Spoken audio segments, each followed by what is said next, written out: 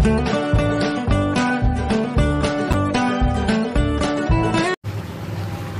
Morning. সকালবেলা ঘুম থেকে উঠেছি 8টার দিকে। আজকে প্রচণ্ড ঠান্ডা লেগেছে, কালকে অনেকগুলো আইসক্রিম খাওয়া হয়ে গেছে। আর এই তো কাপড় ওয়াশ চলছে, এতগুলো এখনো পড়ে আছে। আকাশের অবস্থা দেখুন, এত রোদের তাপ মানে বলে বোঝাতে পারবো না, এত গরম করছে সকাল থেকেই। কালকে রাত্রিবেলা এসে ভিডিওটা শেষ করতে পারিনি, ঘুমিয়ে পড়েছিলাম, প্রচণ্ড ক্লান্ত হয়ে গেছিলাম। তো যাই হোক, ভিডিওটা দেখতে থাকুন, মিস করবেন না, ভালো লাগবে। আর এখানে দেখছি ওই ঘরটাতে মিস্ত্রিগুলো সব টালিয়ে মানে কাঠ বসাচ্ছে, ওখানে সিঁড়িটা ঢালাই হবে হয়তো। তো প্রচণ্ডই ঠান্ডা লেগেছে। এখন তো কাপড়গুলো ওয়াশ করতেই হবে, কিছু করার নেই। পাখিতে এখনও খাবার দেওয়া হয়নি, চুপচাপ দাঁড়িয়ে আছে ওরা, ওদের খাবার দেবো। সকালে এখানে আমাদের ব্রেকফাস্টে নিয়েছি খই আর মুড়ি। আমার হাজব্যান্ড খাচ্ছে ডিম পোচ। ছেলে এখানে নিয়েছে বাটার নান, আর নিয়ে এসছে এখানে চিকেন কষা। তো কালকে রাত্রিবেলা নিয়ে এসেছিলো, আমরা ঘুমিয়ে গেছিলাম, মানে এতটাই ক্লান্ত হয়ে গেছি যে খাবার আর খাইনি, ঘুমিয়ে গেছিলাম রাত্রিবেলায়। তো এটাও কিছুটা খেয়েছে।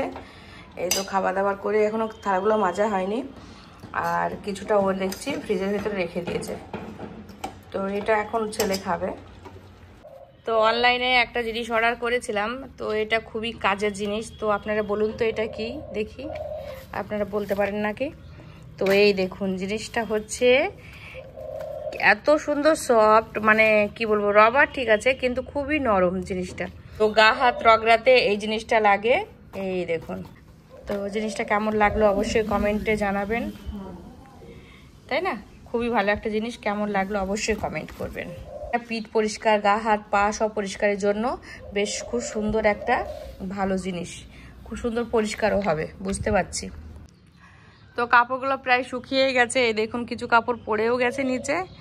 তো এখন এগুলো সব যেগুলো শুকিয়ে গেছে গুছিয়ে নিয়ে উঠিয়ে নিয়ে তারপরে আবার মানে রোদের তাপ হচ্ছে প্রচুর, কাপড় শুকাতে বেশি টাইম লাগছে না। বাইরে মেলতাম না, যেগুলো ফেড কালার সেগুলো হয়তো বাইরে দিয়েছি, আর কালার যেগুলো ভালো আছে সেগুলো সব ভিতরেই মেলেছি।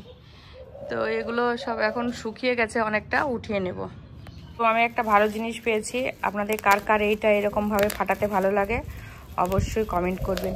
তা আমি এসেছিলাম এখানে কাপড় উঠাতে, তো এখন আর তো কাপড় উঠাবো না, আগে এটা বসে বসে সুন্দর করে ফাটাবো, তারপরে কাপড়গুলো উঠাবো। কি সুন্দর লাগছে তাই না? খুব ভালো লাগে আমার এটা ফাটাতে।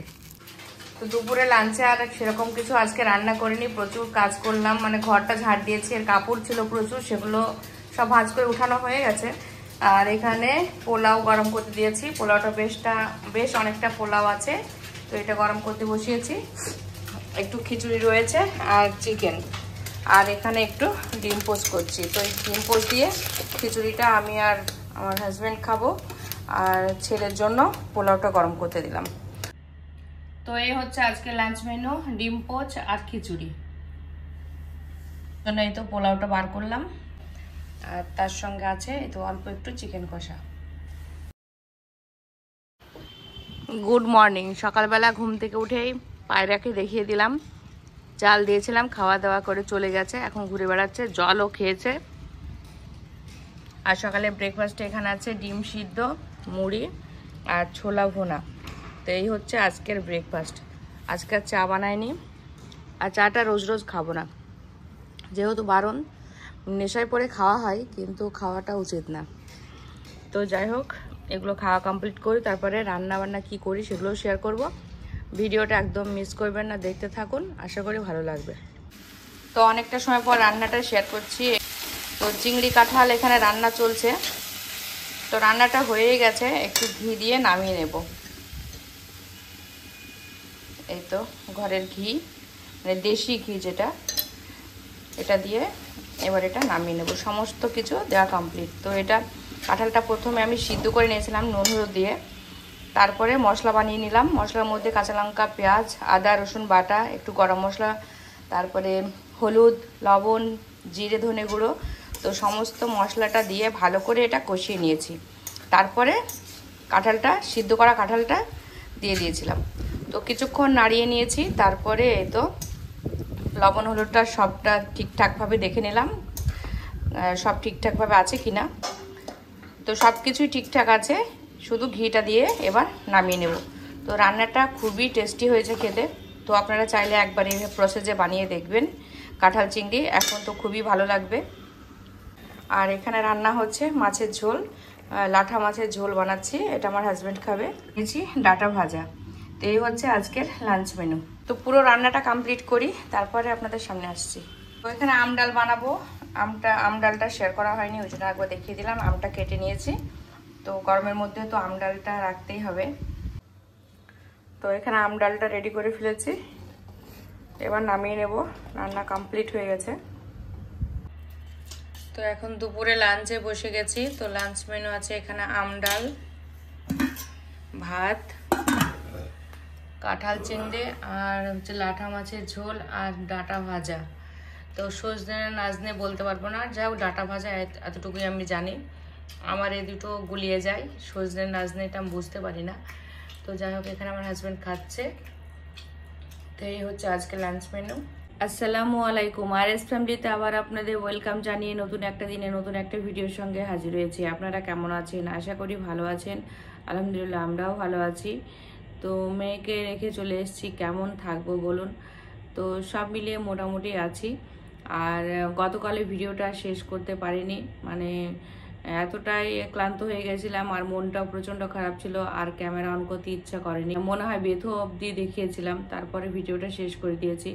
তো যাই হোক, মেয়ের মিশন কেমন দেখলেন, কেমন লাগলো অবশ্যই কমেন্টে জানাবেন। আজ থেকে আবার নতুন করে কাজকর্ম শুরু হয়ে গেছে, মানে ডেইলি সংসারের রুটিনের কাজ সবই তো করতে হচ্ছে। তো কাপড় কাচা, রান্নাবান্না করা, সকালে ব্রেকফাস্ট সবটাই আপনাদের সঙ্গে শেয়ার করেছি। তারপরে দুপুরে ফের মাথাটা খুবই যন্ত্রণা করছিল, একটু ওষুধটাও খেয়ে নিয়েছিলাম, তারপরে একটু ঘুমিয়েছি। ঘুম থেকে উঠে ভাবলাম ভিডিওটা একটু অন করি, কারণ আপনাদের সামনে আসাই হয়নি, ইন্ট্রোই দেওয়া হয়নি। তো যাই হোক আসলাম। তো এখন অলরেডি রাত হয়ে গেছে। তো দেখি রাত্রিবেলা কে কী খাবে সেটাও অবশ্যই শেয়ার করব আপনাদের সঙ্গে। আর ভিডিওটা শেষ করতে আসলাম। সব মিলিয়ে আপনাদের কেমন লাগলো পুরো দিনের ভিডিওটা অবশ্যই কমেন্ট করবেন। আর মেয়ে এখন প্রায় সেই 2-2.5 মাস থাকবে, কোরবানির সময়তে আসবে। আর এবারে মেয়ের মনটা একটু বেশি খারাপ হচ্ছিল, কারণ গতবারে প্রথমবার যখন রেখে এসেছিলাম তখন ভেবেছিল হয়তো 7 দিন মতো থাকবো, অতটা বুঝতে পারিনি। পুরো 20 দিন বাড়িতে থাকার পর চলে যেতে হলো। 2-2.5 মাস আর বাড়িতে আসতে পারবো না, সেই ঈদে আবার মানে কোরবানির সময় বা বকরিদ যেটাই বলুন। তো সে সময়তে আসবে 10 দিনের ছুটি। আর আশা করি ঠিকই আছে, কারণ হচ্ছে যখন বাড়ি আসছিলাম আমাদের মনটাও তো খারাপ ছিল, ওর মন খারাপ দেখে। তো আস্তে আস্তে দেখলাম আবার একটু ফোনও করলো কোন এক গার্জেনের ফোন থেকে। তো তখন বেশ ভয়েসটা ভালোই লাগলো, মনে হলো বেশ ভালোই আছে।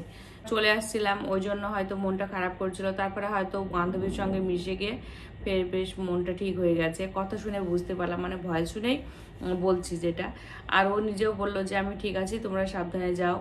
তো ভয়েস শুনে মানুষের বোঝা যায় ভালো মন্দটা। তো সেই রকমই। তো সেদিনকে তো আর খাওয়া দাওয়া করেনি, চিকেনটা নিতে বলেছিল, রান্না করতে বলেছিল, সবটাই করেছিলাম। কিন্তু যাওয়ার সময়তে হয়তো যখন রুটি তরকারি খেয়েছিলাম তখন 1 পিস চিকেন খেয়েছিল। তারপরে আর তো সেই মিশনে ভাত তো খেলোই না, বলছে আমার খেতে ইচ্ছা করছে না। এত খাবার পছন্দ করে অথচ ও খাবারই খেলো না।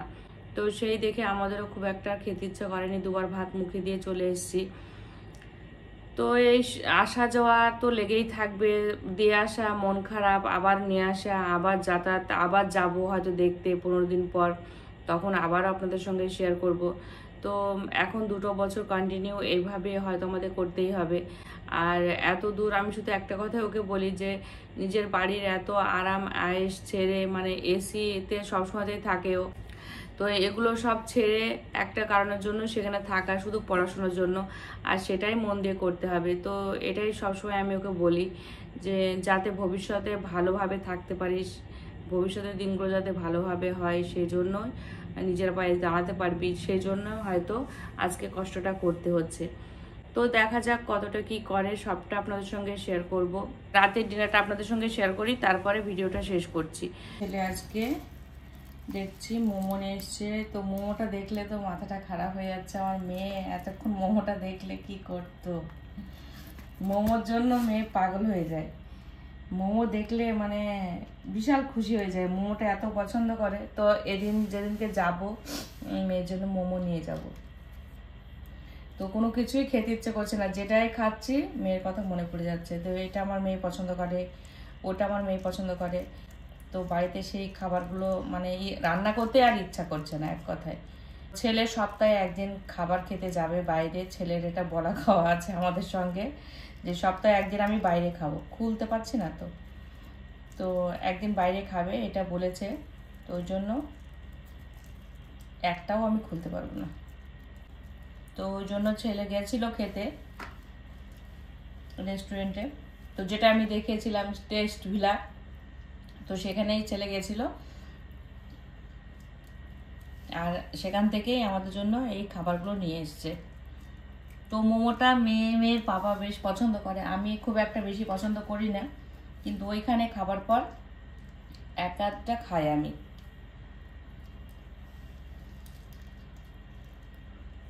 এটা মনে হয় এটা ধনেপাতা চাটনি,